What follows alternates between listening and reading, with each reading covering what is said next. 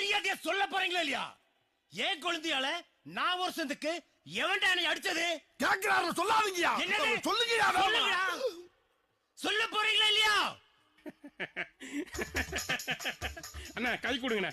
எதுக்குடா? அண்ணா கை கொடுங்கண்ணே சொல்றேன். எதுக்கு? கொடுங்கண்ணே. நீ பெரிய மாவீரனே. அதெல்லாம் கிடையாது. உனக்கு தெரியாதுண்ணே. என்ன தெரியாது? ஒரு மாமிச மலையே செதுக்கிட்டேனே. இவனா? இவனாவா? இவர்தாயா?